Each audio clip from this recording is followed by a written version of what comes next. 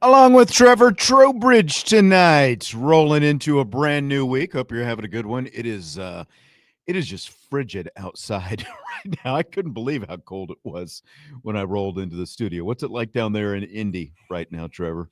Well, still terrible. Just really about the same as it was for you. I mean, it's freezing, but then I saw like later in the week, I think Wednesday it's going to be like 50 degrees. I don't know. It's Midwest winter for you, bro. Yeah, wow. At least down here. Holy cow. Yeah, I was out in Virginia with Notre Dame women's basketball over the weekend, and we were there yesterday, and it was in the teens, I think, and like they could not, like it was an historic cold for them out there where we were. So I was like, hey, well, we get back to South Bend and we've got snow on the cars and everything else, sticking herself at the airport. So good times, good times. Well, Trevor is going to be in. Appreciate you being in today, and he'll be in with me another day this week and next week, as well as our good friend Vince D'Addario continues on the mend after his surgery last week. And Vince, if you happen to be listening, we obviously wish you well, no matter what I say to you when we text each other. Yeah, definitely hoping for a speedy recovery for Vince. He's been slacking lately. It's like he had major surgery or something. Whatever. I know, right? Like, come on, man, give me a break. Well, we've got kind of a new little thing we're experimenting with today with Notre Dame's football season officially over now. We are segueing into this off season, but I mean, the season never really ends here when you're talking about doing a radio show and a podcast and everything else, because we are we're pretty much every day, and we're still going to continue to talk Notre Dame football, but we'll be talking a little bit more basketball now as well, and we'll get to some of that, both men's and women's, later this hour, and some other topics as well. Kind of a weekend in review, kind of a Monday kind of thing, and we still have at least a little bit of Notre Dame football to talk about right now with the Heisman Trophy ceremony over the weekend, and Jeremiyah Love getting to be one of those three finalists. Congrats to Indiana quarterback Fernando Mendoza, Indiana's first ever Heisman Trophy winner. It definitely seems odd. I don't know about you, Trevor. I mean, you grew up here in this state. I mean, not necessarily in that IU part of the state, just like me up here in northern Indiana. It is odd to think that Indiana has a Heisman Trophy winner, and they are unbeaten and the number one team in the country right now heading into this weekend's playoffs. Yeah, I was kind of hoping I was going to wake up after you said that, and it's just like, it's a bad dream. It's, November 29th again. Here we go. But, yeah, I mean, look, first and foremost, hats off. I mean, it's been a very special season, really last special 2 seasons for Curt Cignetti and the Hoosiers. And yeah. And, look, I'd be lying if I said I was a big Indiana fan growing up. Never really was on my radar, especially for football, because, Sean, you and I both know what Indiana was for football back then. That's exactly right. But I mean, it's hard to deny what they have done isn't just absolutely insanely impressive. It is. Over the last 2 years, the metamorphosis they have undergone. And I mean, I thought when they had Michael Penix a few years back before he transferred to Washington that they probably had the best quarterback that they were ever going to have. But look at what Fernando Mendoza did this year. Jeremiyah Love finishes third in the voting. Mendoza, 2,362 total points, followed by Vanderbilt quarterback Diego Pavia with 1,435 points. And then Jeremiyah Love was 719. Fourth place finisher Julian Sayin had 432. I'm honestly, with the drop off that far down to the fourth place guy, 432, I'm a little surprised Julian Sayin got an invite to New York, because they do kind of a cutoff. They don't always automatically invite 4 guys. And then nobody wanted to interview him at the media session. I kind of felt bad for him. He's sitting there. I did too. The other 3 guys have 1 million people huddled around, and there's one guy over there with his camera out. It's really insane. Oh man. Yeah, I did too. But that's the way the cookie crumbles sometimes, I I guess guess. so. Are you surprised that Love finished so far behind Pavia though? Yeah, I am. I mean, unfortunately, after what happened this season and with the playoff snub and all this, nothing really surprises me anymore. But just in the confines of the Heisman Trophy, yeah, I'm pretty shocked that he finished that far behind Pavia. I thought Love was going to finish second. I I really did did. too. Well, I won't say I thought that he was going to definitely thought he was going to finish second. I thought that he had a lot of really good momentum, obviously going into the end of the season. And for whatever reason, I guess it was because of the win over Tennessee. Pavia made that sort of late surge. I thought that at the very least, those two would be a lot closer for second place than what they were. But as it turned out, Pavia had like double the points that Jeremiyah Love had. That's what shocked me, that they weren't at least closer. Yeah, overall, the weirdest thing about this Heisman Trophy voting is the fact that it's just it didn't really follow what we've seen before in the past. Like with Diego Pavia, if you wanted to go with stats, fine. 3,100 passing yards, 826 rushing yards, 30, what is that? Quick math. 38 total touchdowns. I mean, fine. If you want to go with that for stats, sure. But then if you want to talk about the meaning for the team, I think Jeremiyah Love kind of edges that out, in my opinion. But that's rough. Yeah, and I think that unfortunately, I don't think that enough Heisman voters thought that way. Like it just really felt like, well, you're a running back.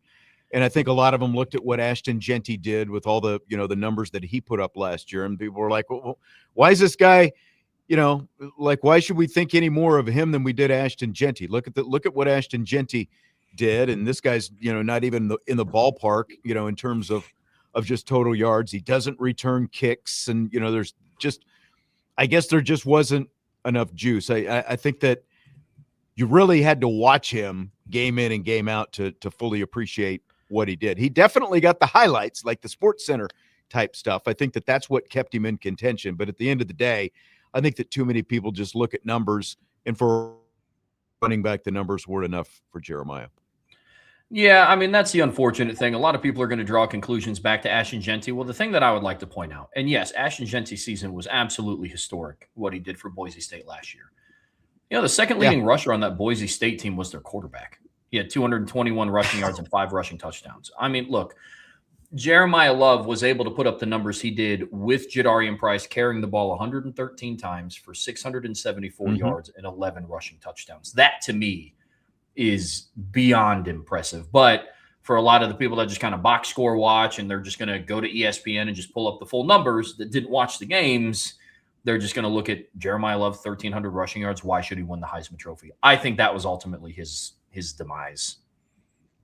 I agree. Do you think any of the blowback after Notre Dame turned down the bowl last week, because the votes were due, I think it was last Monday, people had to turn in their ballot, so there was at least a little time. Do you think that there, any of that blowback could have impacted Love as well?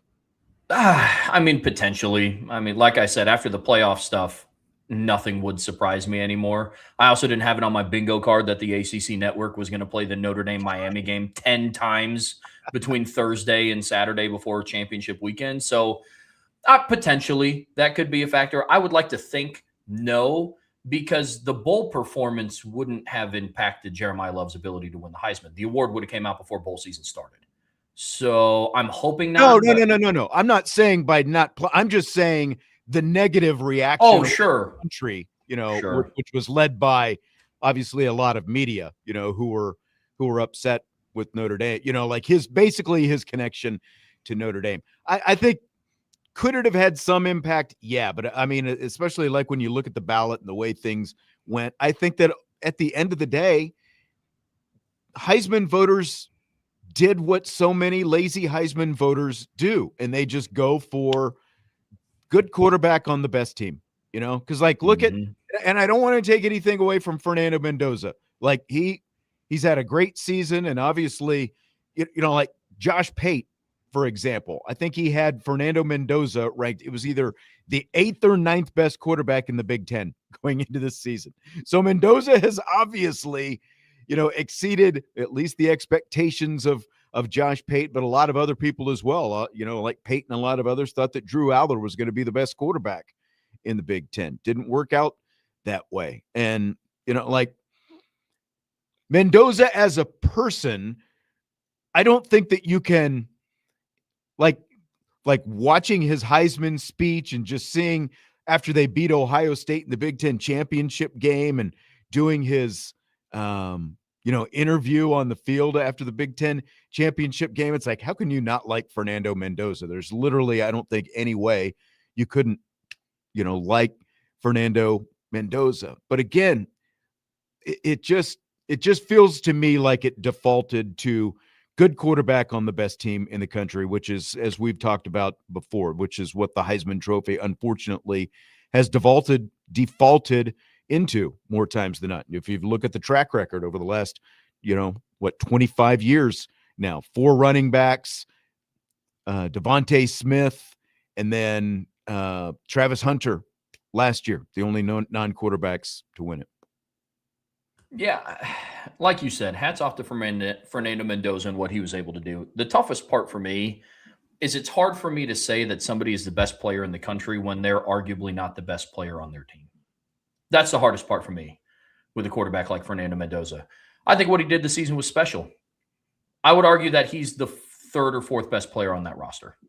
If I'm looking at it objectively, I mean, you got Omar Cooper Jr., you have Elijah Surratt on offense, and that's just the 2 receivers. I mean, then you also on defense, you got D'Angelo Pons and Aiden Fisher and Amari Farrell and Mikhail Kamara. So, like, it's just hard for me to justify in any way you're the best player in the country, but maybe not the best player on your team. That's always been a hard thing to grasp. And that's, and he won a lot of the other, the Walter Camp Award and, some of those, like, I think he ended up winning like at least 3, if not 4 major awards, like the Maxwell Award. I think he won those kind of things. And so it's, again, like, I'm not trying to take anything. Joe coming hard. How long did he practice and memorize that speech? He did have a teleprompter. Like, you could tell, like, I know there was like once or twice where you could actually see the reflection of the teleprompter. So that wasn't all off the top of his head. And he was very emotional giving it as well. Oh, sure. They all got to write their speech and then they turned it in,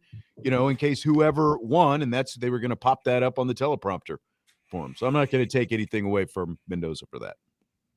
Oh, agreed completely. It's an emotional moment. Add him to the list of all the emotional Heisman Trophy winners that got to stand up on stage. I was listening to Andy Staples today, and I thought it was because, like, I've been looking at Fernando Mendoza, and I'm like, who does this guy remind me of? Because like an undeniable positive attitude, great attitude, and he's like so, sometimes, maybe a little bit too sugar-coated or whatever. Kirk Cousins is who Andy Staples said. And I think that that's probably the perfect comparison. Like, when you look at the Kirk Cousins attitude and mentality, like, have you seen either of the Netflix quarterback shows where you got to, like, Kirk Cousins undeniably positive? And I remember, like, him even going back to when he was at Michigan State, Dan Patrick had him on and he was singing a song and playing his guitar, on the Dan Patrick show and that kind of thing. So I think, and that, and I'm not even talking about from a skill standpoint. I'm just talking about the exuberant positivity that Mendoza has. I think he and Kirk Cousins are very, very similar. Yeah, I think that's a really good comparison. I mean, Kirk Cousins is just, he's just kind of the American dad that everybody wants to see. He just also happens to be pretty good at football. Yeah, exactly. He's been doing it for a long time too. So if positivity can get you there, I guess, more power to you. So, sure. As far as Love, though, I mean, is there anything else you think he could have done to even make it a closer race, even if he wasn't going to win? I mean, you'd be shocked, but there are some people that don't know that he was, like, hurt against Stanford, like that he got hurt and had the rib injury. But outside of that, no. I mean, a lot of the things that happened this season were outside of his control. A lot of the screen plays against Miami were RPOs. So I don't love how much he was not given the ball and not a part of the game plan as a focal point. But look, at the end of the day, I don't think he could have done anything differently. I don't. Outside of don't get hurt against Stanford, I guess. Yeah, I mean, that's honestly it. Is like, okay, you needed a few more highlight plays. Like that's literally the only thing. If he would have if he would have been able to have a more productive game against Miami at the start of the season, that probably would have helped. It wasn't like that's what was going to win him the Heisman. But like you said, that was completely out of his control. He only had 10 carries. They barely gave him the ball. In the second half, they barely ran the ball. They all but disregarded the pass game when they got down by a couple of touchdowns and, got back in the game. But like they neglected him in the game plan against Miami, and then could have at least helped him if he, if the injury against Stanford hadn't happened and he's able to hit a couple of highlight plays and, leave a little bit more of a, impression coming out of that Stanford game. But again, not his fault. There's nothing he could do about taking that knee to the ribs. It is what it is. Will Compton, did you see Will Compton's tweet over the weekend?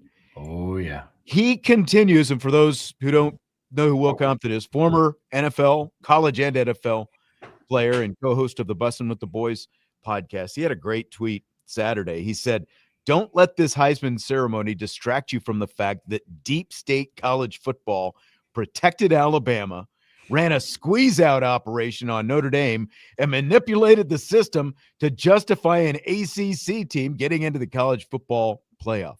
I don't know, like why Will Compton has adopted this as like his pet peeve, his pet project, but he just continues to hammer it. And it's honestly kind of fun to watch because there haven't been many others, if any other, like national type guys, especially like player standpoint, who have really been behind Notre Dame on this thing. And like he used the Heisman ceremony as yet another talking point to launch himself into what he called the deep college football protecting Alabama. I love it. No, I love it, man. I mean, look, Will Compton's just a football guy. I mean, he just wants to see good football on the field. Like Mark Ingram spoke out about it. Obviously, Brady Quinn did. So a couple of different. I mean, Dan Orlovsky did. So it's people that value the game at its peak, I think, or more along those lines. It's probably easier, like for Ingram. Like I was shocked at Ingram coming the way because obviously, him being an Alabama guy, but like he knows what the Alabama standard is, and he knows how that Alabama team was playing. If anybody should know, it's him. I do think it's easier for Quinn and Ingram because, let's just be honest, they're not on ESPN.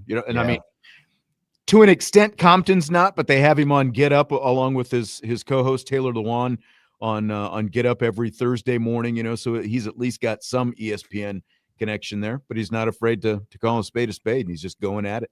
So kudos to him.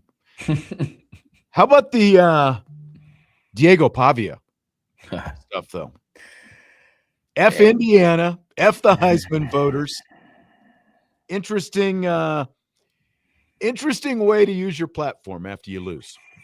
Yeah, I'm all for a heel turn if it's organic, but it is very pro wrestling, isn't it? Yeah, but trying to be the villain on purpose is just silly. Like, look, man, Vanderbilt had a great season, like legitimately.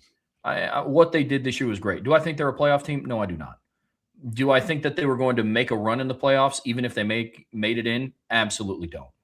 But with that being said, he's doing a whole lot to damage his image, which isn't great considering the NFL draft is coming up. Now, I don't think he was going to get drafted anyways, personally, but yeah, it's not a good look, man. Not a good look. I'm real curious to see what does happen with him in the NFL draft. Is he even like a day 3, 5th round type? You just, like look at what's going on with the Indianapolis Colts right now. The fact that you have to dig out a fossil out of the ground and out of retirement and bring him back. But I don't know. Yeah, I definitely don't think Pavia is a first or second. He's definitely not a first day guy. I don't think he's a second day guy. I am curious to see if someone takes a flyer on him, though. I mean, maybe late. I mean, that's always a possibility. But I watched Riley Leonard go in like the 7th round. He's 6'4", 215, and played for a national championship. That's true. Yeah, and Riley Leonard. Yeah, I think he's. But look at, we'll save the Riley Leonard Phillip Rivers stuff for a little bit. All right, we're going to continue with some more Notre Dame football talk coming up. We're going to talk a little Notre Dame basketball, men's and women's. Got some different news. The Mark Zachary stuff. We haven't even talked about Zachary on this show yet, just because things got pushed off so much at the end of last week. So we'll touch on that a little bit. The Notre Dame defensive back joining the men's basketball team. Some positive news in terms of KK Bransford and the injury that she has for Notre Dame women's basketball, and a little bit more Jeremiyah Love thoughts coming up here as well. With Trevor Trowbridge, I'm Sean Stiers. It's Budweiser's Weekday Sports Beat with IrishBreakdown.com.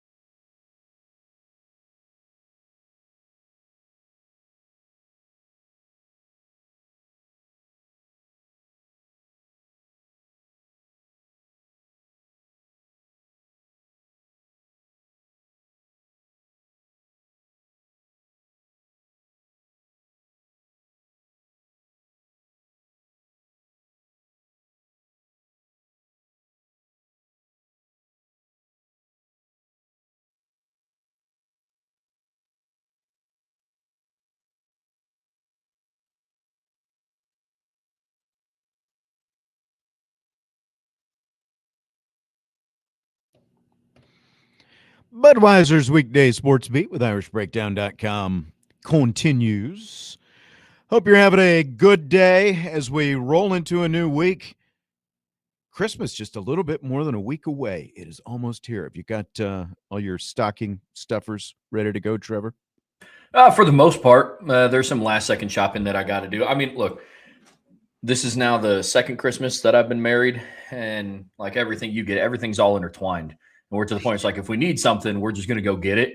So it's That's true. tough to just be like, It wait does. till Christmas. And that's, I got to remind my wife all the time, all right, I need Christmas ideas. And then, she'll finally start sending them to me, and there'll be links to websites and stuff. It's like, all right, boom. That makes it as simple as possible. I just click the link. That reminds me there's one that I still have to click and make another order after I ordered 3 or 4 things last week, I think.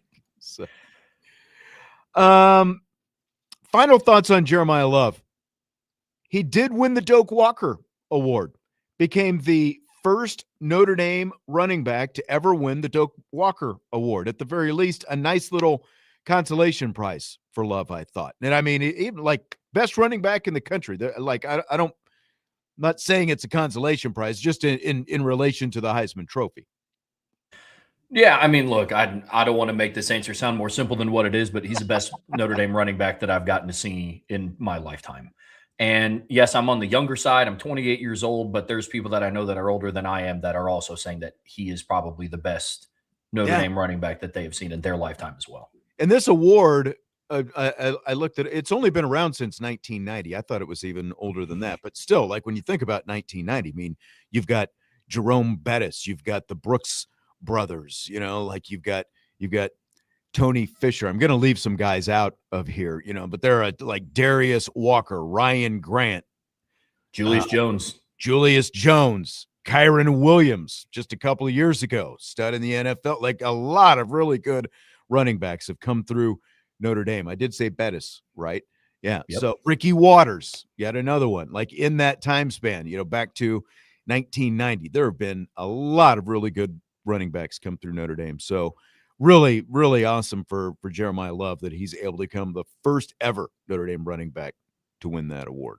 Because a lot of, like, think about it, like Mark Ingram as an example at Alabama when he won the Heisman, or Derrick Henry, like those guys obviously won both awards. Jeremiyah Love able to pick it up. So pretty cool. He and Leonard Moore got first team All-American honors today, and Jadarian Price grabbed a third team honor. Good to see Jadarian get some love as well.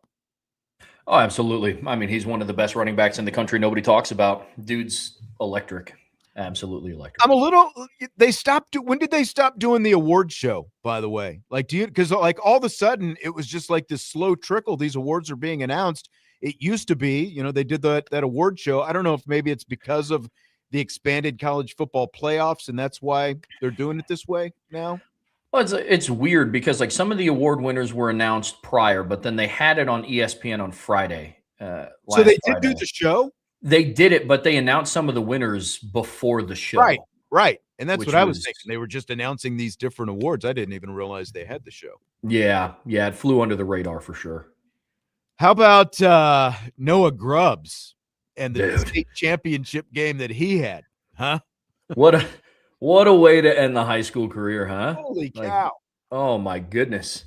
And for those who haven't seen it yet, like if you haven't seen the video floating around, just go to like Twitter X and in the search bar, type in Noah Grubbs because the video is out there. And so for anyone who hasn't heard about this, Noah Grubbs, obviously a 2026 signee. So he signed on the dotted line just a couple of weeks ago. He's coming to Notre Dame, and he played in the 7A Florida State Championship game over the weekend. It's pouring down rain for their state championship game. He plays for Lake Mary, and they are trailing 27-21. There's 6 seconds left in the game. And so the final snap of Noah Grubbs' career, they're near midfield. They're at the 42-yard line, and he heaves it towards the end zone where there's a gaggle of defenders and, like maybe 3 or 4 different potential receivers for his Lake Mary team down there. And the pass gets deflected into the hands of his teammate, Barrett Schultz. So he makes the catch at around the 5-yard line. A couple defenders jump on him, and then one of his teammates comes over and he hands him the ball, Tavarius Brundage, And then he eludes a couple defenders and takes a defender with him into the end zone to tie the game on the last actual play of the game. And then Lake Mary wins it with no time on the clock. How's that for a last play of your high school career? No, I mean, it's fantastic. Shoot, Sean, the way that you were giving that play-by-play, I got a little chills, bro. I thought I was at the game. Come on now. Okay. I'm there. I set it up. Did I describe it well enough? Like you could follow what was going on? You did. I'm picturing it in my mind. I All mean, right. shoot. You should do radio or something, man. That was great. I know. Maybe that's the career for me. Maybe I should give that a try sometime. I don't know. The play itself was insane, to go through all that. But did you? I went and I found a couple stories and read like what happened before that is kind of even crazier because they are who are they playing? I've got the name of the team. Vero Beach is who they were playing. So Grubbs actually threw 3 interceptions in that game. And it was like pouring down rain. So I think that had, like played a part in the interceptions. But after the 3rd interception, there's less than 2 minutes left in the game. And so Vero Beach has the ball and they've got a 27-19 lead. They go to victory formation and they just they take a few knees to kill the clock because Lake Mary is out of timeouts. Well, what happened on their last play is they took a safety. And so they take a safety, which obviously gives Lake Mary 2 points. So now instead of 27-19, it's 27-21, and they've got a free kick to Noah Grubbs' team. And the return man on the free kick, returned it to the 42-yard line. So with 6 seconds left, that the way Vero Beach coach, not much of a strategist, it doesn't sound like, giving up those 2 free points and giving them the ball. I think they kicked it with still like 20 seconds left or something like that. That's correct. I did not know that part. I just thought that it was one of those where it's like they had the ball at the end of the game, they were driving down, and then that Hail Mary was the last second. I didn't know that's too. And then like I said, I found a couple stories about it. It's like this is even more insane. That's crazy. That it happened that way. Yeah. Oh, that's so crazy. I know. I didn't get to see any of the Army-Navy game. Were you able? Because I was traveling with women's basketball to Virginia. Were you able to watch much or any of it?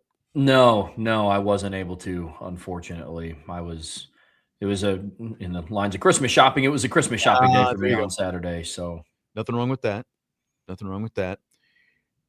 Crazy ending for them though, as well for Navy. I think I got there.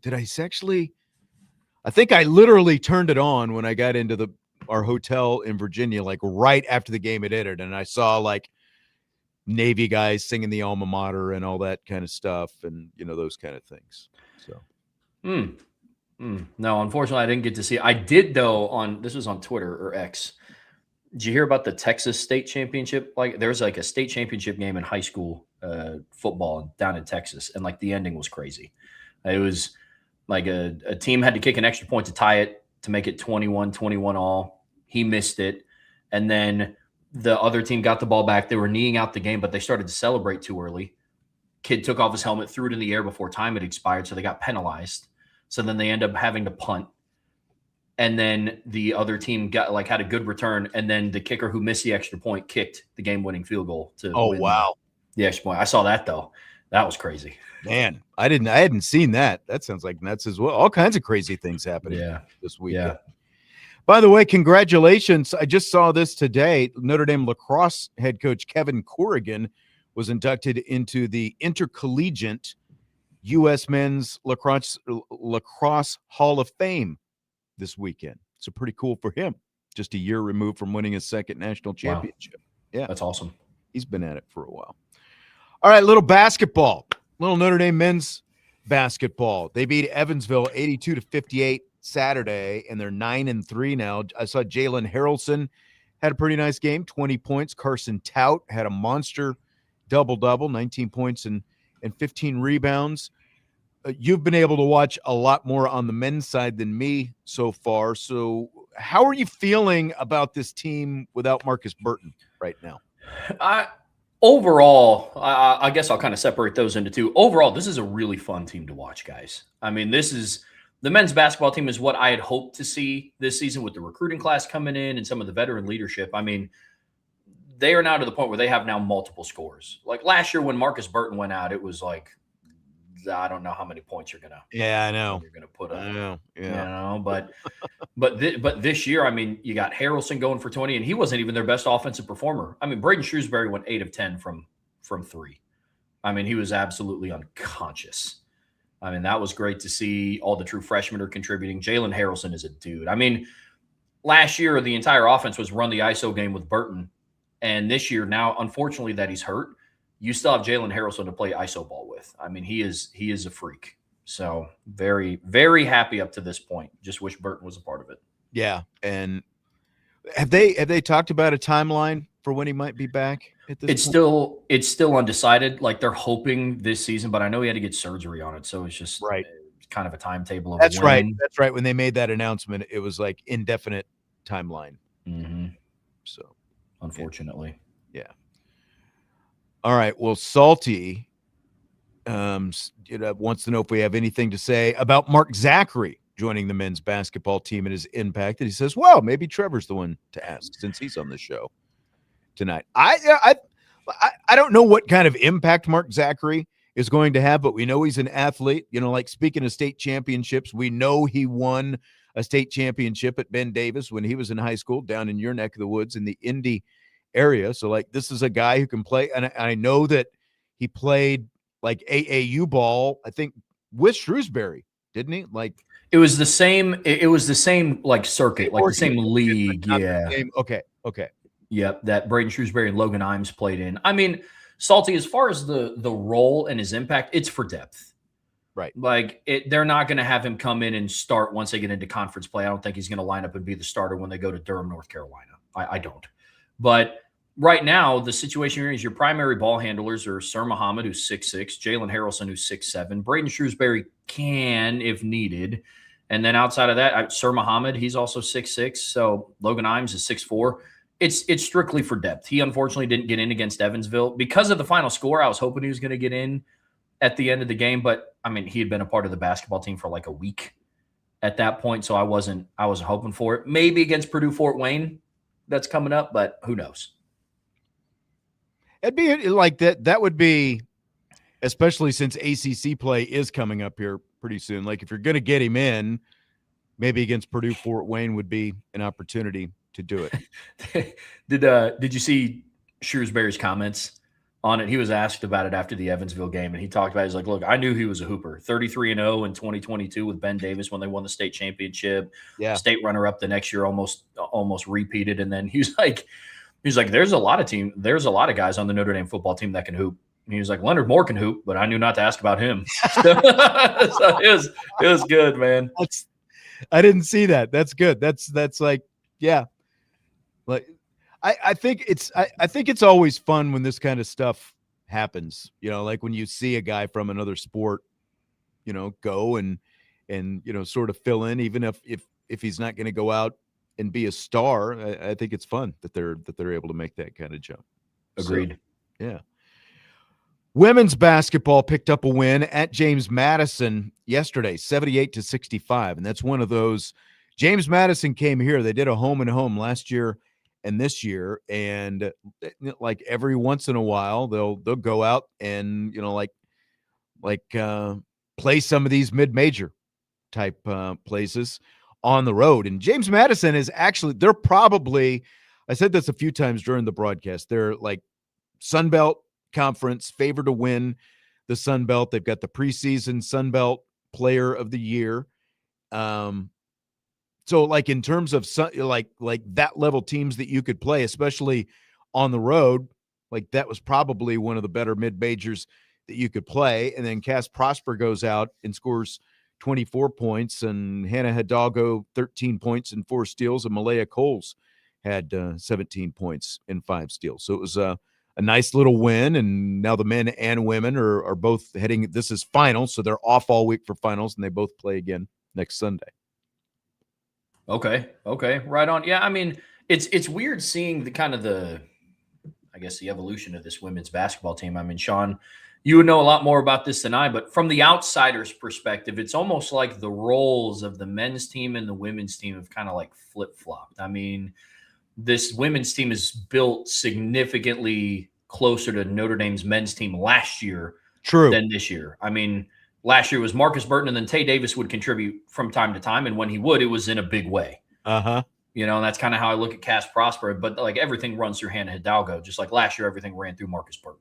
Yeah, exactly. And I mean, I think what's you know, like you mentioned, Prosper. This is 3 games in a row where she's been over 20 points. Yeah. And you know, like at the start of the season, I remember like after the first game or the exhibition game or whatever it was, you know, a couple games in, people are like, "Oh, Cass Prosper hasn't improved," and you know, all this. Like, well, if we're 10 games in now, so we have a little bit more of a body of work, and you've seen continued improvement from her. And like even a couple games into the season, you could see, you know, like her footwork was so different than last year. And she's also kind of assumed that same defensive presence kind of role that Sonia Citron had last year, where like yesterday, I mentioned the fact that James Madison had the preseason, you know, their conference player of the year. Peyton McDaniel, she's averaging over 20 points per game. Well, she had 4 points in the first half and ended up with 10 points total. And it was because Kassan Prosper locked her down, you know, for the majority of the game, you know, and like that, you know, like Hidalgo is more like open court and, you know, just can do all these crazy things with the steals and all those different kind of things, that kind of defense. Whereas Prosper is the kind of player who is going to be the glove on the other team's best player and lock them down for a good portion of the night. And the fact now that she's almost tripled her scoring production from a season ago. So like, that's pretty exciting as well. So sounds like some good things are cooking. So 10 games in, Sean, when you look at this team overall, how you feeling about them?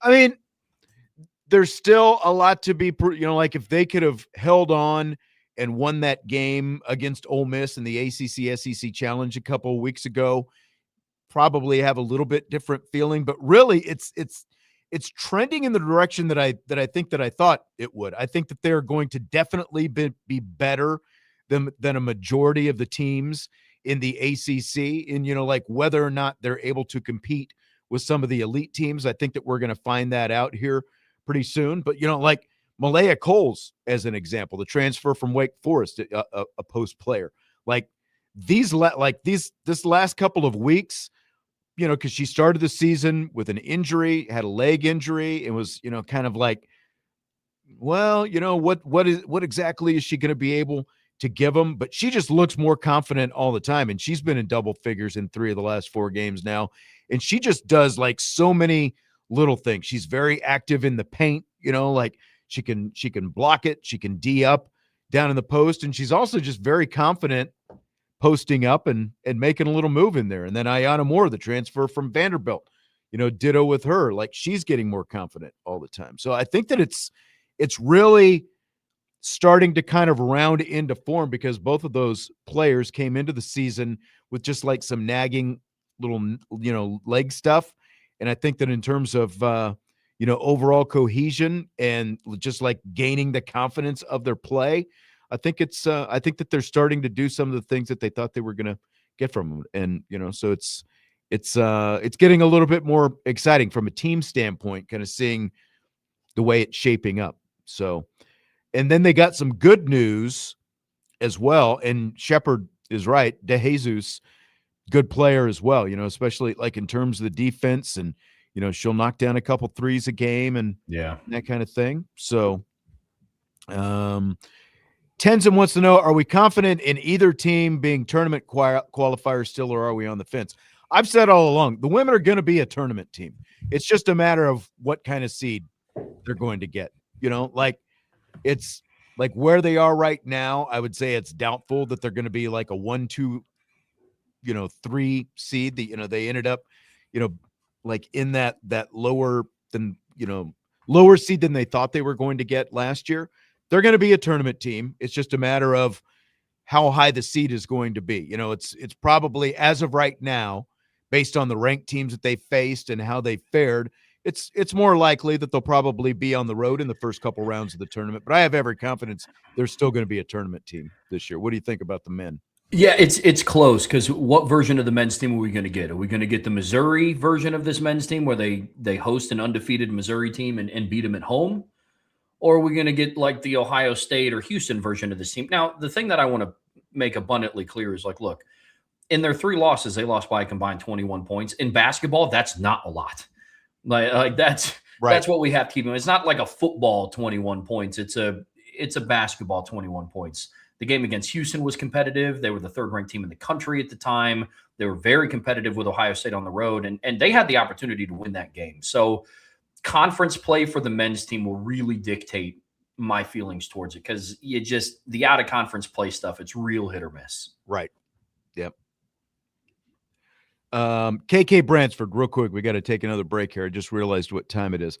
They got some really good news with Bransford because she injured her knee last Thursday against Morehead State, and the way she went down and the way it sounded and looked and everything else, everyone I think was fearing the worst right away. And Niele Ivey announced yesterday it's not going to be a season-ending injury, so like there's no ACL tear or any of that kind of thing. And tip of the hat to their strength coach, Clive Brewer, because from what I understand, the way it was explained to me, the basically the reason her ACL didn't tear is because of how strong her legs are, KK's legs. That's what saved her. And like, if you look at her quads, like those kind of things, very strong legs. And, so that's why, there are, some other things going on there, and there's no timetable on her return. But, the very fortunate news is there's no tear, and she is expected to come back at some point this season. It's just a matter of getting that rehabbed and, how soon they can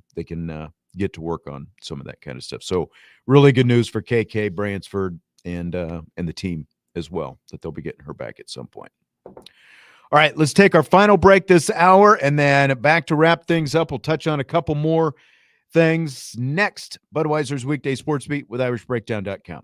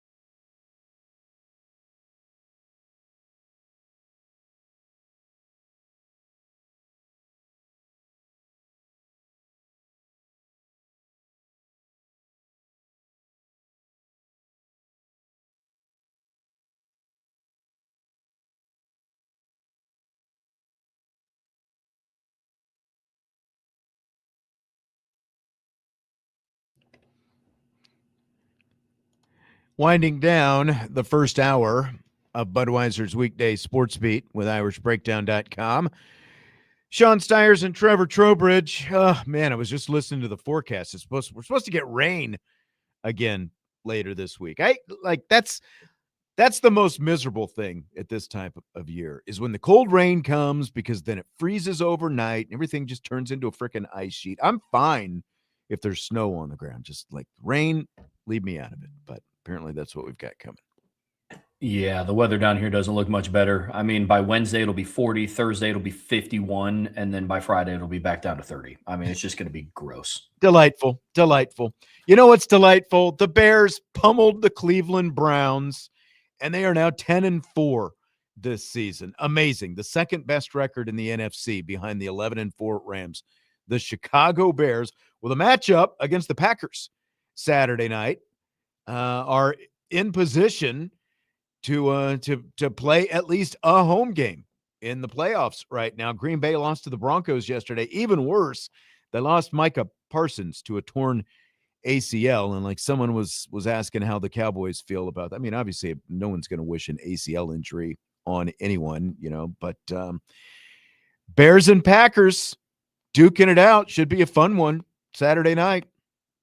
Dude, the Bears have impressed me this year, man. I mean, look, I have a couple buddies who are Bears fans, and we've talked quite a bit about football. And the thing that I've always said is, like, look, the Bears have had the pieces on the roster for quite some time. They just have a coach. They've had coaches in the past that just can't point them in any sort of direction. And now they have a good coach in Ben Johnson, and now they're one of the best teams in the NFL. So, I mean, hey, hats off to them, man. It's impressive. I know. And in the meantime, I just got more misery last night. We were sitting on the, in the plane, and I'm watching like the three. I think I watched like 3 or 4 possessions of the Cowboys. I turned it on my phone right after the Brandon Aubrey fake field goal. Did you see that little highlight? I did. That's one of my favorite fakes. And I mean, Brandon Aubrey's an athlete. Like that guy obviously played soccer at Notre Dame. He played professional soccer, so that guy can run a little bit. I'm surprised it took him this long to do that. The unfortunate thing was he actually missed a couple of field goals. The more unfortunate thing was they settled for field goals all the time. That's what they're turning into. So I won't go off on my Cowboys rant. Jesse will be here tomorrow. We can save it. There you go. How about old man Rivers coming out of retirement though for the Colts? And they, like speaking of field goals, they get the field goal they think is going to win it, but then the Seahawks go right down and win it themselves on a field goal. Yeah, man. A lot of people are gonna, talk about how the offense did enough. Yeah, Blake Grupe. Shout out to him. Yeah. I mean, that was like a 60-yard field goal, wasn't it? It was. Yeah. Outside in Seattle. Yeah. Yeah. Shout out to Blake Grupe. I mean, look, a lot of people, I live in Indianapolis. I hear it quite a bit. And the biggest takeaway was, the offense led the potential game-winning drive. Defense couldn't get a stop. It's like defense held Seattle out of the end zone. They were one of the highest scoring teams in the NFL. Right. I mean, look, it's a cool story. Phillip Rivers coming out of retirement. I have to believe that Riley Leonard could have done a better job. Now, I think so too. Maybe wasn't he was injured though, right? Like, wasn't that, or did they just? He was like questionable. Like he had like a knee issue. I think if he was still just named the starter, especially knowing Riley, I think he would have played. Yeah. But I digress. I find it hard to believe that the best option was a quarterback. A guy who hasn't played in 5 years. I agree. Yeah. I mean, it was rough. There were a couple snaps where he dropped back to pass and he just fell over. Yeah. I mean, like he was not mobile to begin with, and however much extra weight he's got on right now, he is even less mobile. And the Colts, man, they're obviously desperate because it was only maybe a month ago they had one of the best records in the AFC, and they were playing for the chance to be the top seed in the AFC, and now they've lost 4 straight, and they're all the way down to 8th in the conference, and only 7 teams get into the playoffs. So they are right squarely on the bubble right now, trying to play their way in, and they're desperate for anything that they can get. But I tend to agree. We've seen Riley Leonard and what he can do. I have to think that he would, he played pretty well last week. It's just that, as a team, they didn't play well enough. No, I mean, and then their acquisition to get Sauce Gardner ended up not panning out because he got hurt. He was also out this past week too. It's bad for the Colts. It's definitely rough. Yeah. Definitely rough. Outbound is asking, so Leonard is off the Colts or did he get hurt? He is the backup quarterback to Phillip Rivers right now. So I did read that Anthony Richardson, I think, got cleared. So for what that's worth. I mean, honestly, if I'm the Colts, like that's the guy that I'm moving on from. Yeah, I as well. I don't see much of a future there. I mean, look what Daniel Jones was supposed to be washed up, and look how they played before he got hurt. So, and then speaking of injuries, big one to Patrick Mahomes. Like they were already going to lose that game, but it's a pretty big punch in the face when you see your run of 3 straight Super Bowls and 9 consecutive AFC West championships just go flushing down the toilet with a torn ACL to your starting quarterback. And so now not only is this season shot, but it puts a big question mark for Kansas City going into next year with a quarterback who's going to be coming back from an ACL tear. Yeah, I think I read somewhere. My buddy told me that this is the first season, I think, since the mid '90s where the playoffs won't feature one of Patrick Mahomes, Tom Brady, or Peyton Manning. Wow. I didn't even think about it that way. That's crazy to think about. Wild. No kidding. All right, we're going to wrap things up in the first hour with that. Hour number 2, a wild and crazy rapid fire comes your way. Bobby Hensley's going to be joining us, so stay tuned. We've got that. Plenty more Notre Dame football talk and more in rapid fire. Budweiser's Weekday Sports Beat with IrishBreakdown.com.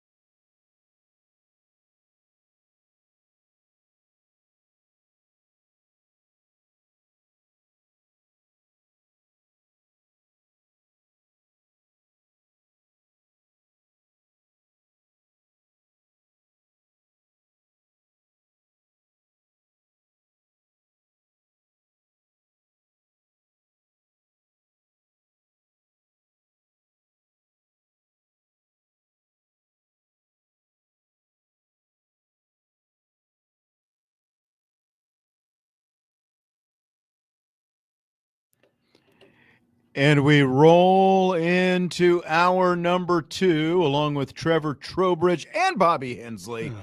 I'm Sean. So Yes. You're grunting over there already. What is going on, Mr. Hunter Man?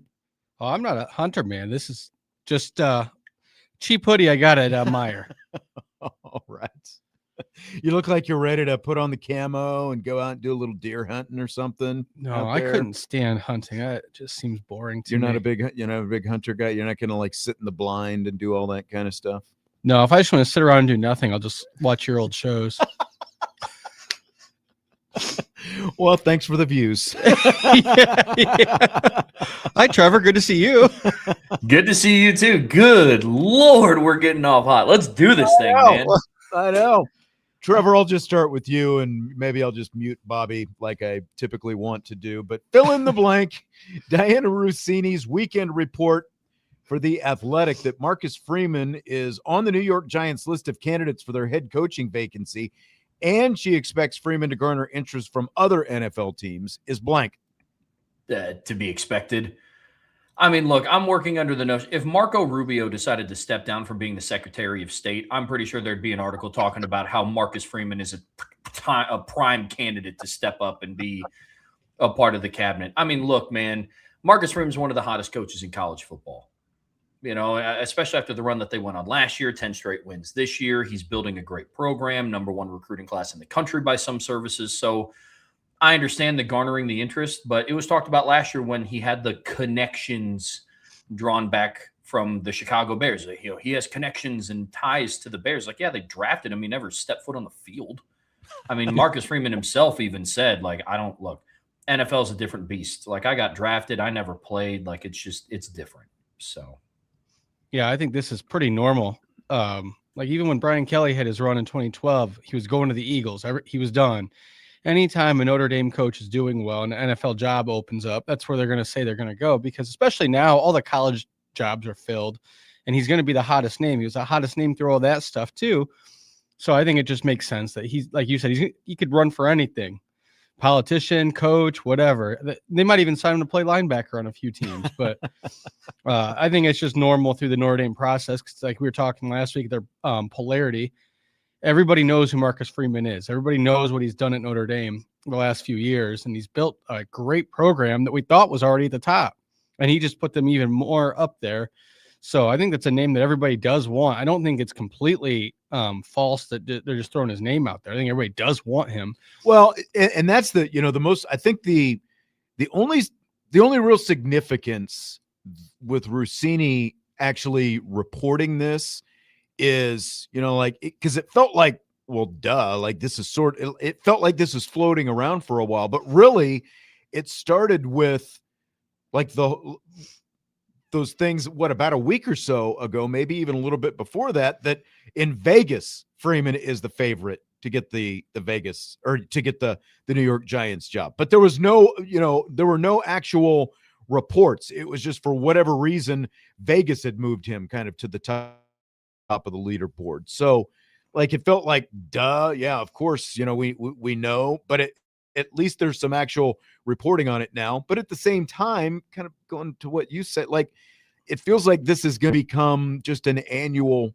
thing. Whenever there's an NFL opening, that Marcus Freeman's name is going to be attached to it, because it's 2 years in a row now that it's happened. Well, this might be negative to say, but okay, I'll ask both of you. What would be something you think that would entice Freeman away? NFL it? It could be the NFL, but I don't think it now. If you're saying what could entice him away, I think the only thing in the short term, and I'm not saying he would, but like, let's say Ohio State came open tomorrow. Let's say something crazy happened at Ohio State, like happened at Michigan last week. Like that's the only thing short term that I think that could really interest Marcus Freeman. Yeah, I think like maybe even like if Day ends up in the NFL himself, and then that becomes open. So maybe not even as drastic as what happened at Michigan. But I don't think Freeman's looking to leave. I think part of his whole thing is how genuine he is. I know he's not a Notre Dame man, but he's really become one. He's learning how, like, every year he becomes more and more solidified with Notre Dame, and further and further away from Ohio State. I'm not saying he would never go there if it was available. That's the only thing. I don't think the NFL is what is on his radar. No, I don't think so. I mean, look, I'm not naive to the fact that at some point Marcus Freeman is no longer going to be the head coach at Notre Dame. I just don't think that's any time in the next 5, maybe even 10 years. That's just me personally. I would agree. I think that at some point he'll start to really consider the NFL. I think that's years away. Because if Notre Dame kind of returns to the pinnacle of college football, and they're already like they're knocking on the door right now, what other job do you go and take? I mean, it's the same conversation, different levels. Well, like Nick Saban was never going to go anywhere else in college. It was just crazy. It's crazy to think about.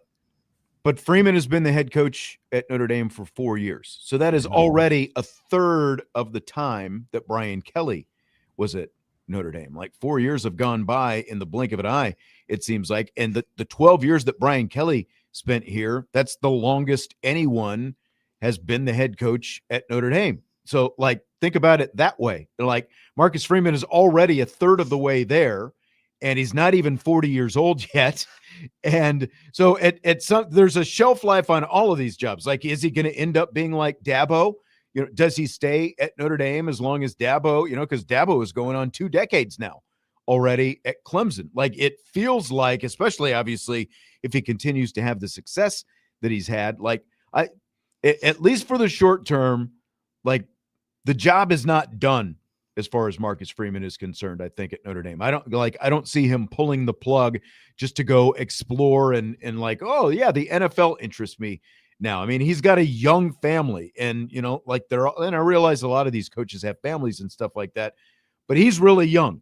His family is still really young. And like, I don't feel like he's just going to pull up roots in this short amount of time to go dabble in the NFL and just see what the NFL is about. Now, Justin in the YouTube chat says, why don't names like Ryan Day or Kirby Smart come up with these jobs as well? What are your thoughts on that, Trevor? I think it's because they both have national championships. Like, once you win a national championship at the college level, like there are some organizations that just kind of view you as like an untouchable. Like, you think of college football, like Ryan Day and Kirby Smart have both been head coaches at the collegiate level longer than Marcus Freeman has. They both have national championships. So I think what a lot of NFL organizations want to do is they want to find like that hot and up and coming coach, but kind of get them up to the NFL before they reach like the pinnacle of success in college. That's just my opinion. I could be off there, but it's not like an age thing. I did not know this, and maybe it's just because I assumed Kirby Smart was older. Kirby Smart and Ryan Day are the same age. They're both 46. Really? I did not know that. Yeah, I thought Kirby Smart was like 60.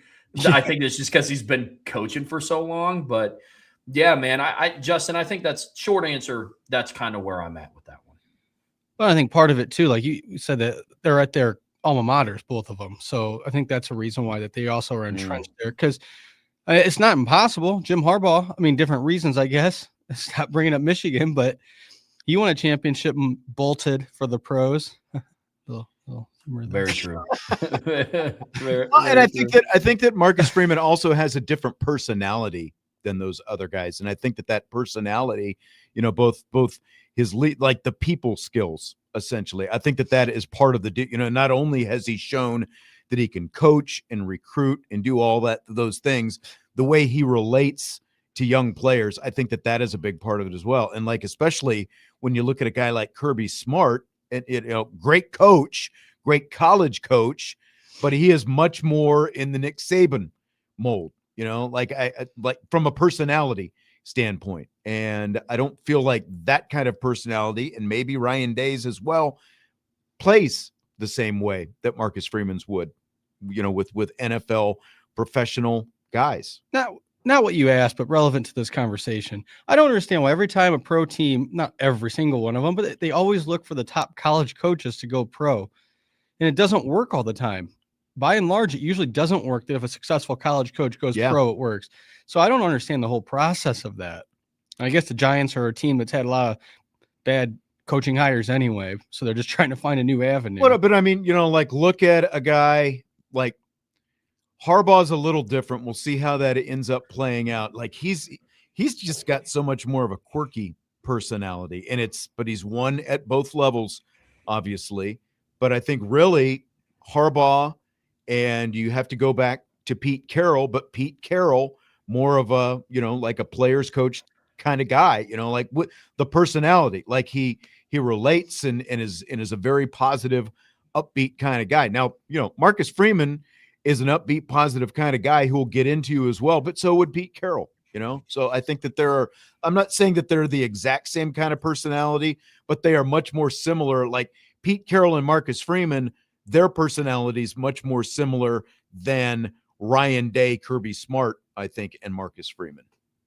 Yeah, that all makes sense. That checks. And I'm not saying that there's no coaches that have done both. Obviously, you can go over time, and like I see Coughlin in the chat. Not I'm just saying by and large, I've seen like even Nick Saban left college to go pro and destroyed the Dolphins and set them back several years before their rebuild. So I don't see Freeman going anywhere to go full circle on this. I don't think he has the allure to go to the pros right now. I think that the only thing that could entice him to even hesitate would be the Ohio State job. I don't think he's going to be like Lane Kiffin or Brian Kelly or anybody like that. I think he really is committed to what he's building. I think he's buying what he's selling. I think it makes him legit. Salty says Carroll's a player's coach, I guess, as long as the players aren't the Raiders. I think that's like the Raiders are just such a unique island unto themselves. Well, I don't even know if the Raiders have players anymore. Yeah. So he can't be a player's coach without players. Exactly. The Raiders' offensive line might be the worst offensive line I've ever seen in the history of football. How about Dylan McCullough showing up at the Heisman ceremony for Jeremiyah Love, though? That was awesome. It was cool. Yeah. Speaking of Jeremiyah Love, here's what he said on ESPN during the Heisman ceremony when they asked him about his future. Quote, "I'm most likely done. I haven't made an official announcement or anything like that, but I've been in discussions with my family and will be coming to a conclusion here pretty soon, probably within the next week or so. Maybe there's a small chance I continue playing collegiate ball, but I'm discussing it with my family and an announcement is coming soon." End quote. So what do you think we should make of that? I mean, I think that's more of a testament to who Jeremiyah Love is as a person than it is his probability of coming back and playing college ball. Like, I think he's very dedicated to this university. I mean, Brian, do a lot of shows at 1 o'clock. Bob, look, Bobby, I think there's a lot of validity to what you said about Marcus Freeman. I would also echo that same sentiment with Jeremiyah Love.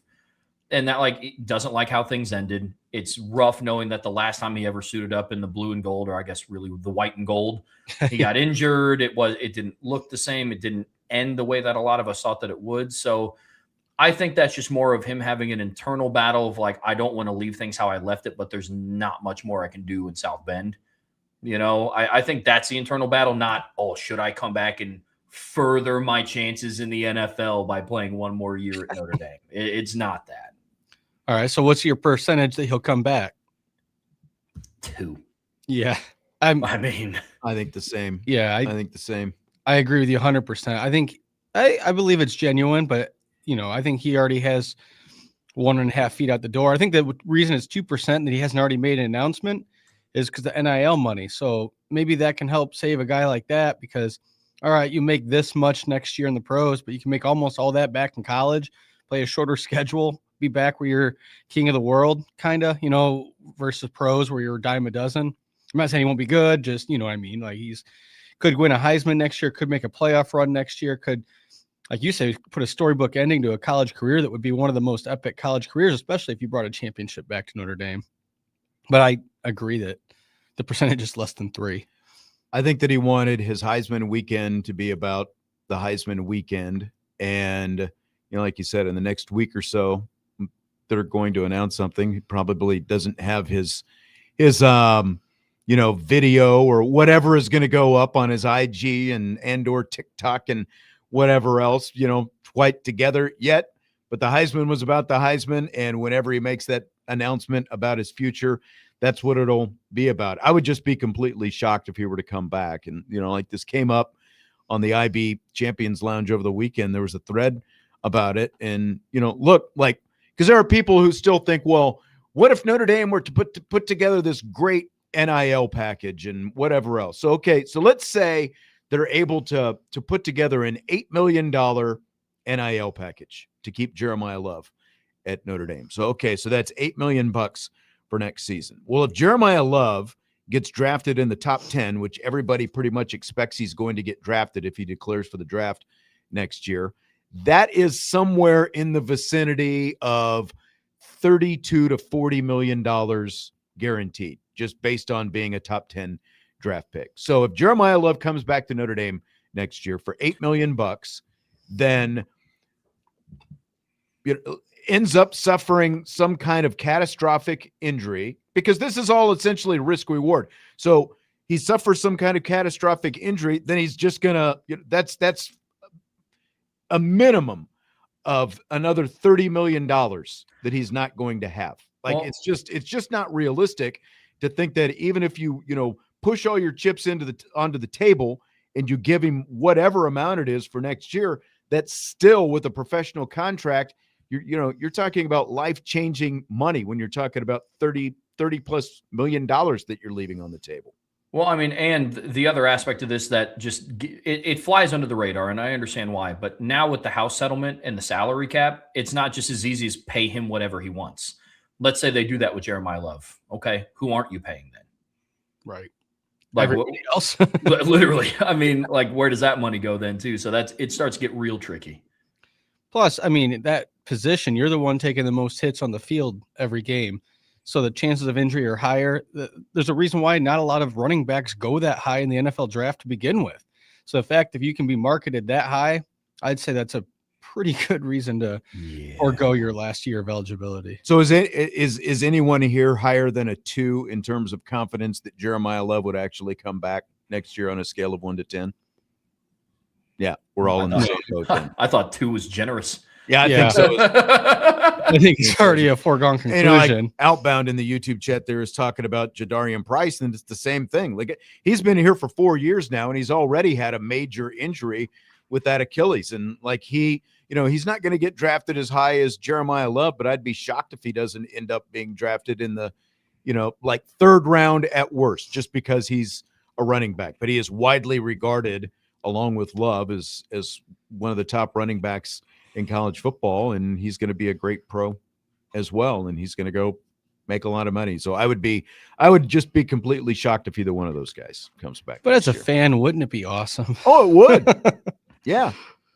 But, again, like, life-changing money and risk reward in terms of what you're risking to come back for one more year. It would be awesome if they said, you know what, coming back and we're going to win a national championship. Well, it's like nobody really scoffs at when they sit out a bowl game, because it's like, well, what's the reward? I mean, the whole team sat out the bowl game this year, but the starters aren't been playing anyway. Now you're taking that, but they also sat out in part because guys like Love and Price would have sat out anyway. Yeah. Sure, that's exactly what I'm saying. I'm saying now you're taking that mindset and put it on a whole season for next year. We got to get into a break here so we don't get too far behind. So we will continue with rapid fire coming up next. Budweiser's Weekday Sports Beat with IrishBreakdown.com.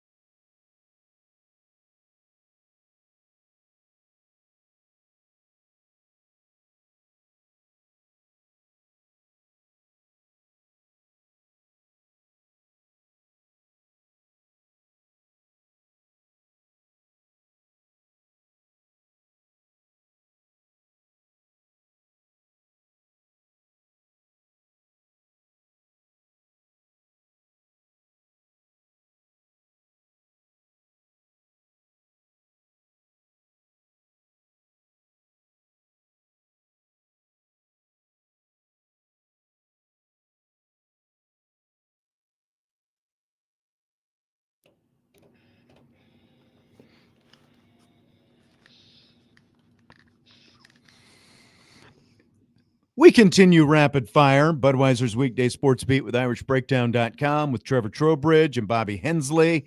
I'm Sean Stiers.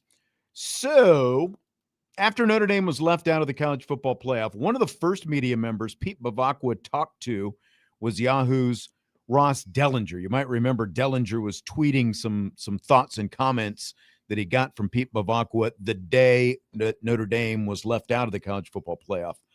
A week ago last Sunday. So Bavacqua told Dellinger about that memorandum of understanding with the college football playoff that will give Notre Dame an automatic spot in the playoffs going forward if they rank in the top 12. So do you buy or sell that it was a mistake for Bavacqua to divulge that information before he made his public media blitz over the ensuing 2 days last week?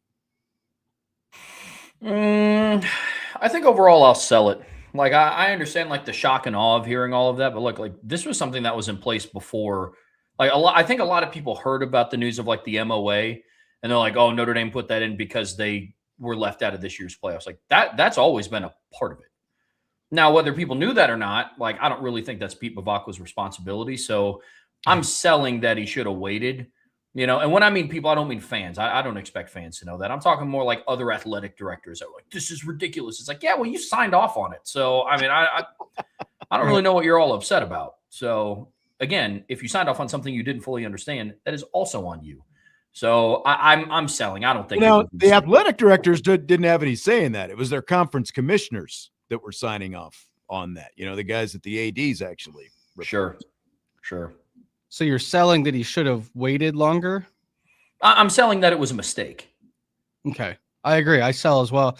I say might as well point it out, get it out there, because that's less questions you're going to get about how angry Notre Dame is they didn't make it, and like why are you – it takes a shine off of why aren't you guys going to the bowl game in front of his media tour or whatever.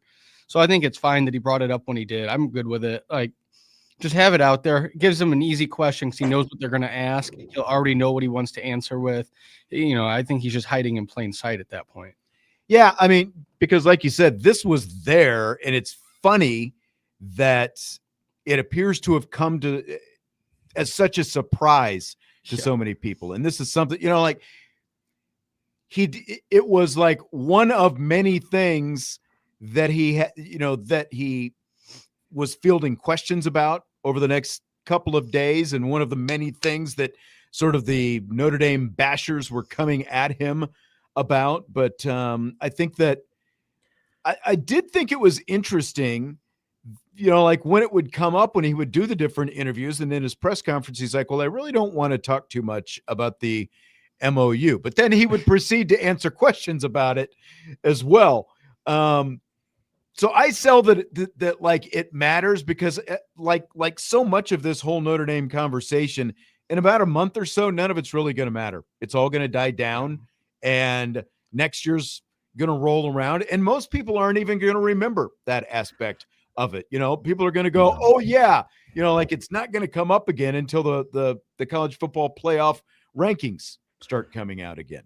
Well, and I think some of the I guess outrage, you could call it, that sparked from those comments too, is like people's lack of understanding of what it truly was. Like Notre Dame doesn't have a signed agreement that says the committee has to rank them 12th. It's just if they are ranked 12th or inside the top 12, then they get a bid. Like that's putting faith in the committee to keep Notre Dame ranked at 12th if it's as close as what it was this season. You know, the same kind of committee that kept Alabama at 9th after losing by 21 points. I don't think that carries much weight. For the third time. Yeah, like I mean, for people that are outraged, like, oh, so they just get an automatic in. It's like, yeah, if they're in the rankings, like because that's the other aspect of this, is they still have to be, you know, like what's to keep the committee based on what we saw this time, just from ranking them 13th rather than in the top 12. Like it's still up to the whim of the committee and where they decide to rank them. Like they could be sitting there at number 11 for a month, and then all of a sudden the committee drops them to 13th in the last rankings. So, yeah, you know, like there's that. And I just feel like everyone's lost trust in the actual process in the committee itself. 100%. You know? That's what I was just going to say. I go, yeah, because that's the only flaw or problem that we see with the committee that everybody wants to attack is the Notre Dame. If they're in the top 12, making a 12-team tournament, That just seems like nonsense. I don't understand why there would be any outrage. I want to know next year when those rankings start coming out on those Tuesdays, how much people take that to heart next year, though. Right. That might be a bigger thing than Notre Dame being the top 12. Well, guess what? If they're 11-1 at the end of the year, they're going to be in the top 12 anyway. I don't even understand why it's an issue. Do you think that schools are really going to boycott Notre Dame over this because they're upset, that they're apparently just finding out that Notre Dame does have this stipulation? I mean, I'm trying to think of a way to say this politely. We're on the radio. Okay. Schools that won't impact Notre Dame's strength of schedule, sure. Like I heard it floating around that Purdue might take Notre Dame off the schedule. That's fine. They're going to get a bump in strength of schedule if Purdue decides to not play Notre Dame. Like that, I promise you that's fine. But schools that's good for Notre Dame and it's good for Purdue as well. Like I don't know that Purdue got enough attendance after, out of Notre Dame's game there last year that they, would want to just like where Purdue is as a program right now. I wouldn't want Notre Dame on my schedule. Yeah, they might get a third win. Yeah, I mean, exactly. Do I think some schools will? Yeah, I do. Do I think it's going to be, Alabama or Auburn or Clemson who they have these deals with? No, I don't. See, I guess that's what I'm kind of thinking too, is I don't think that they're going to lose anybody that's already on the schedule. I think maybe 5-10 years from now, we'll see what the landscape of college football is because it changes every year at this point. So it's almost impossible to look that far in the future. But I think for right now, where they're at, I don't think they lose anybody off their schedule. There's too much money involved for everyone there's not that many non-conference matchups now. And that's it. At the end of the day, like, what do people want? They want money. And how do you get money? As Pete Bavacqua pointed out with what he was talking about with the ACC and the fact that 23% of ACC home games sell out when they don't involve Notre Dame, 90% sell out when they do involve Notre Dame. And it's like that everywhere. Like not every game is selling out across the country, and you want butts in the seats at the end of the day. And Notre Dame is going to bring you a lot more butts in seats.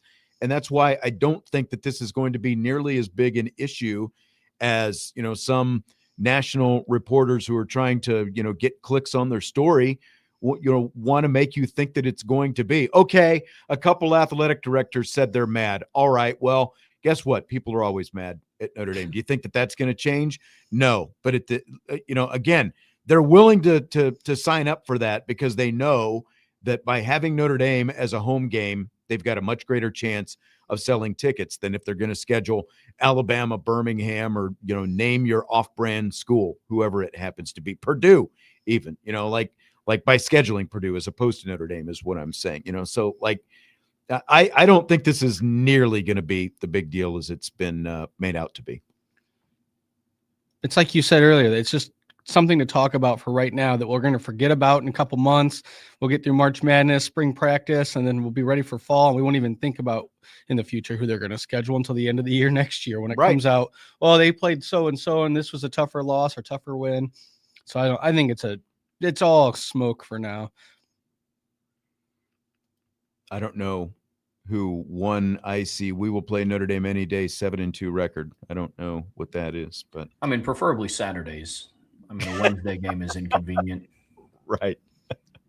So Joe Klatt was on the Colin Cowherd show last week, and Klatt had this to say about Group of 5 teams being part of the college football playoff. There's no reason for Tulane and JMU to be in this thing. Here's the truth. All right, Colin.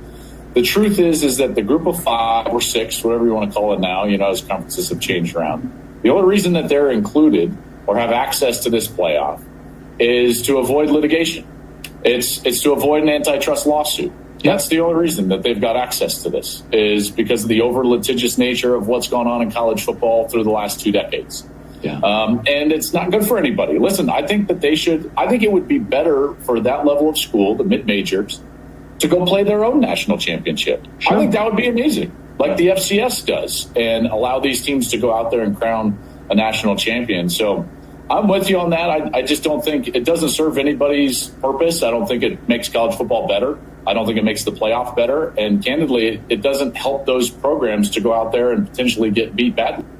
All right, so Joel Klett says get the group of 5 teams out of the college football playoff and let them play their own championship as opposed to playing in the, the current college football playoff championship. What do you guys think about that? I mean, theoretically, it's a great concept. I'll say that.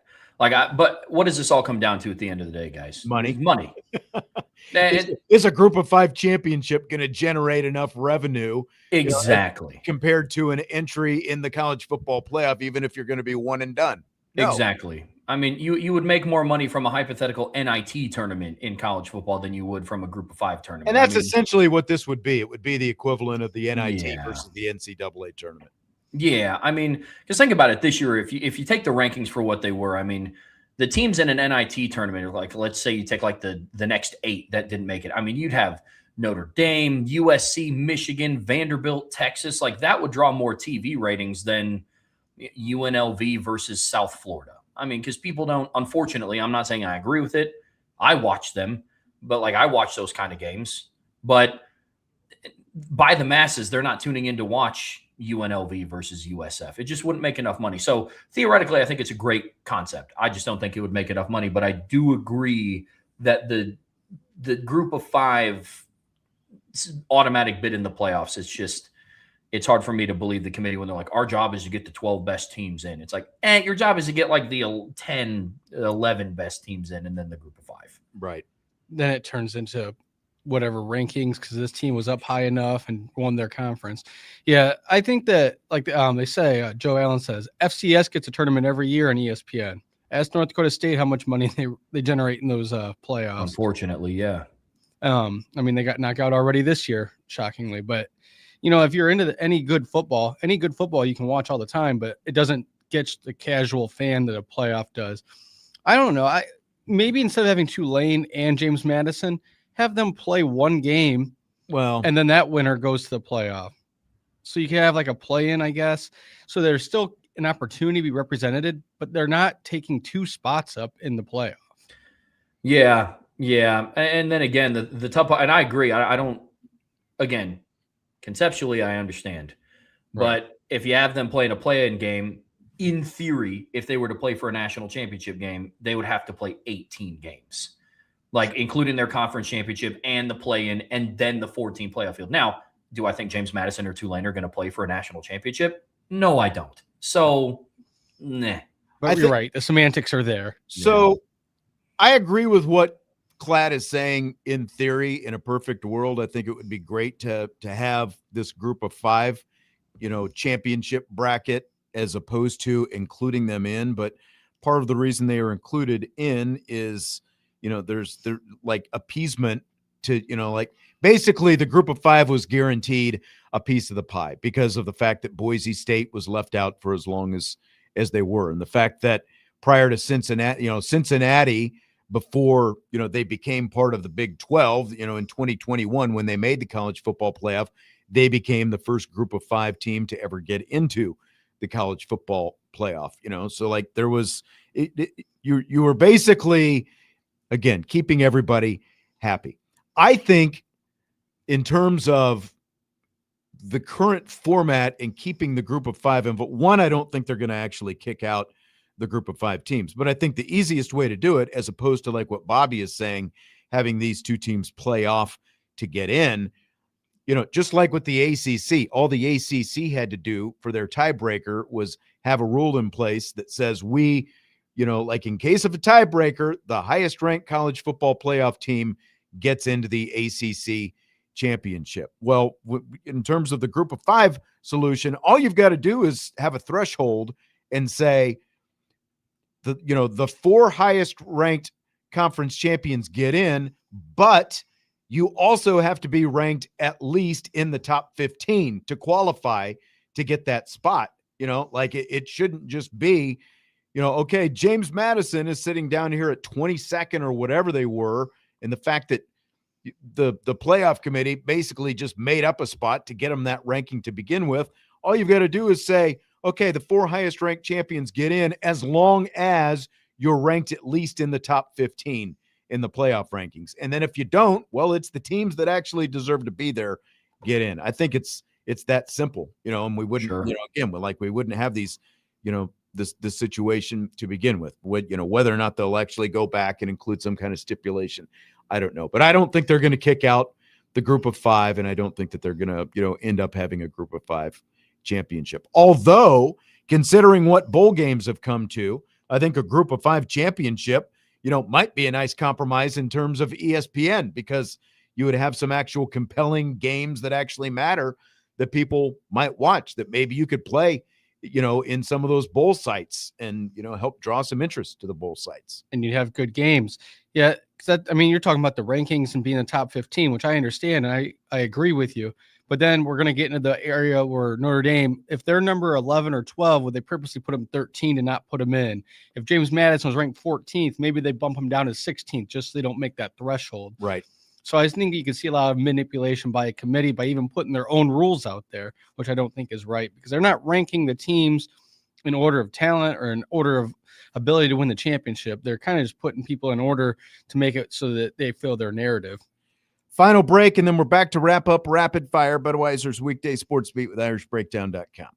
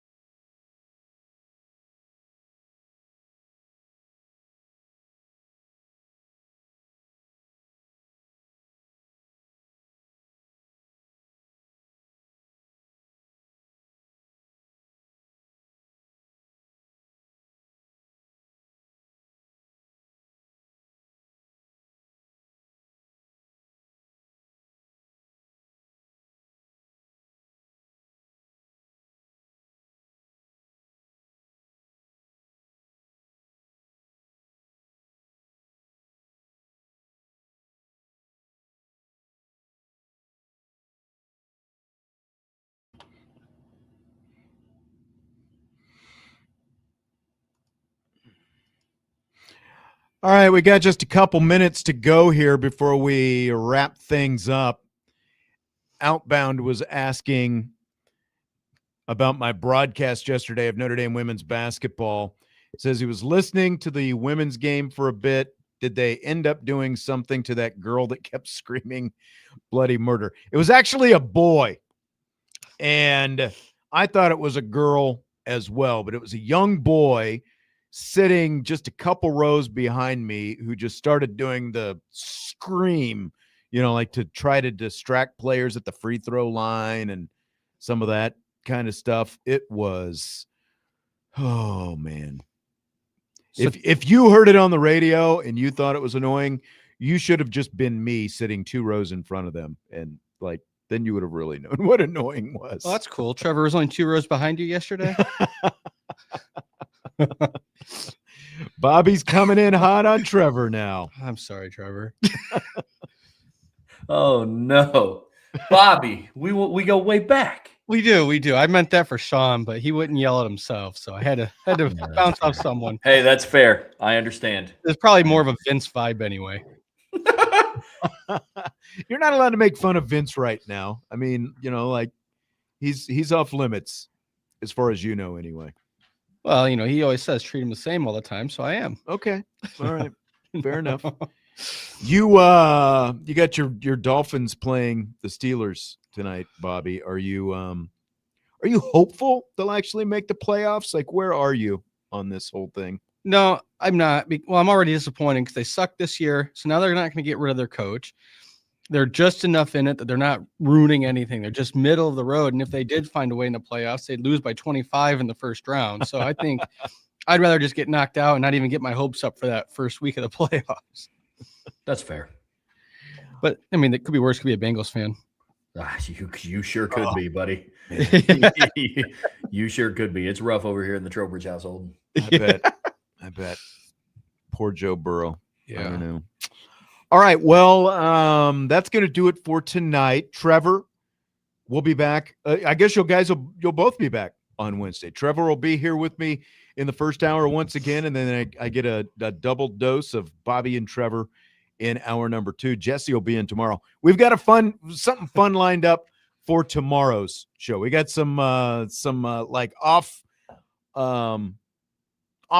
Well, I don't know, off-brand. In any case, we've got some different things coming up over the next couple of weeks. All right, we'll talk to you tomorrow. Monday Night Football coming up next. Budweiser's Weekday Sportsbeat, IrishBreakdown.com.